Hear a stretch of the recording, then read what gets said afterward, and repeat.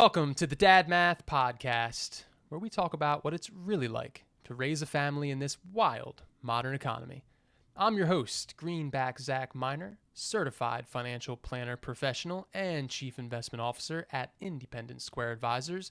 Make sure to subscribe to stay in the loop. Today, we're talking budgets. I know, what a boring topic for a podcast, which is exactly why people don't do it, and exactly why we need to talk about it. So, new parents, listen up. Or old parents that took a little while to accept your new reality. Don't worry, this is a judgment-free zone. Regardless of how you feel about it, your financial blind spots now have consequences. When it was just you, that vague sense of where the money was going was fine. You were probably okay. Maybe a little overspent some months, a little ahead other months. Definitely not optimal, but fine, because, no one was relying on you to feed them.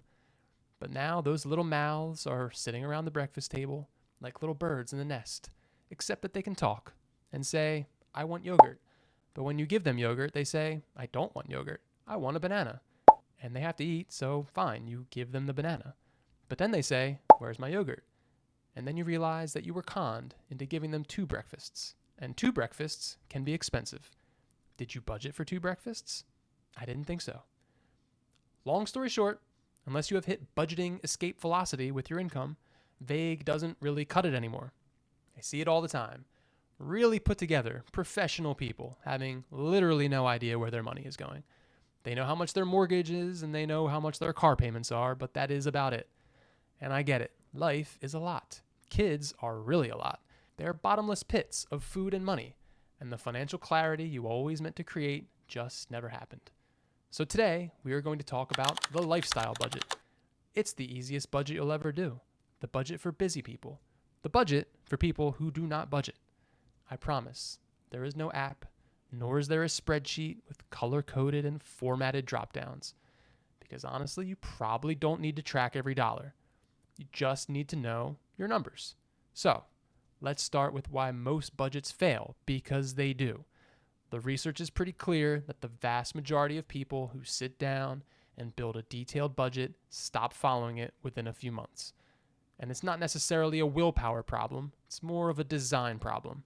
Traditional budgeting asks you to track every dollar across dozens of categories: groceries, dining, entertainment, clothing, subscriptions, personal care, pet expenses, kids, the list goes on. And for most people, especially high earners with complicated lives, that level of granularity is just not sustainable. It's exhausting and annoying, and it feels like a part-time job. So I offer to you a different framework.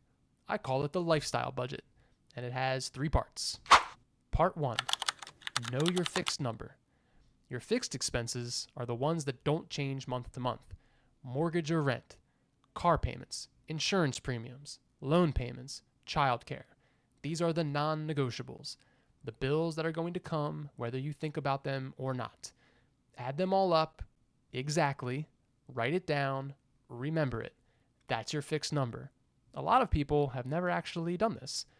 You should be able to tell anyone who asks your fixed expenses to the $100. Part 2, set your savings target first. The traditional approach is to spend what you need to spend and save whatever is left over. This is wrong. The problem with that method is that whatever is left over tends to be zero.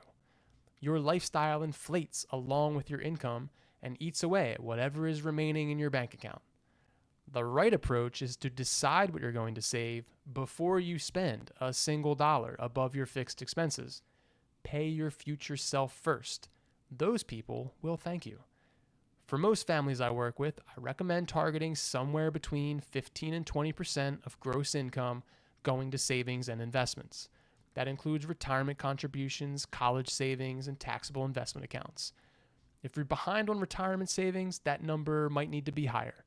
If you're earlier in your career and cash flow is tighter, it might be lower. But 15 to 20% is a reasonable starting target for a family that wants to be on track. Then, importantly, set up automatic contributions so that money moves without you having to do anything. Your savings becomes a fixed expense. Think of it in the same way you do your mortgage. It's not negotiable. You have to do it.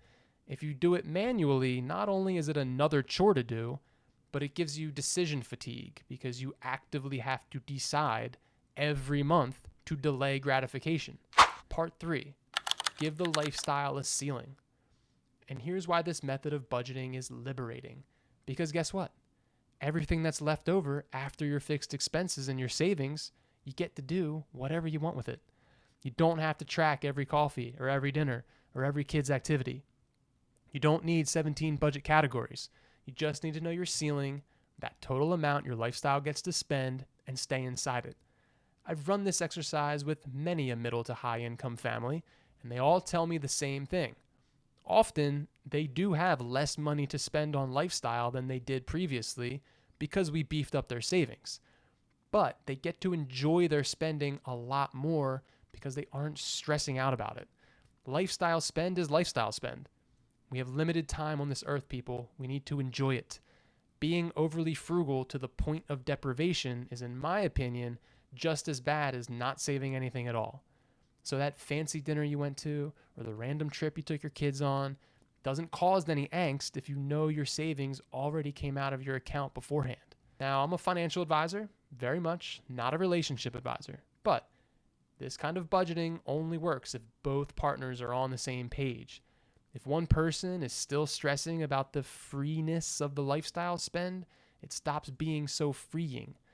If you two disagree on the amount or locations of savings, engage with a professional that can tell you what it should be, so no one feels like the other person made the decision.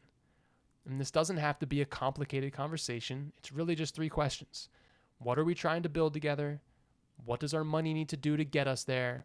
And are we both on the same page about what the lifestyle gets? Those answers are the foundation of a financial plan that actually holds together over time. Finally, the budget is not a punishment. A budget is not a restriction on your life. It's a description of your priorities. When you decide in advance what your money does, you're creating freedom, not giving it up. Because you can spend inside your lifestyle number without guilt, without second guessing every purchase, and without that vague anxiety that comes from not knowing where you stand. That's the whole point of a budget. So the dad math is that you don't need to track every dollar. You honestly don't want to.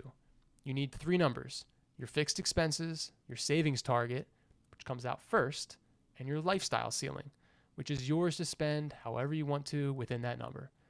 That's it. That's your budget. It doesn't require an app that sends you notifications every time you buy a coffee, and it doesn't require a spreadsheet that you have to update every single month. It just requires knowing those numbers. That's it for today's Dad Math. We'll see you next time.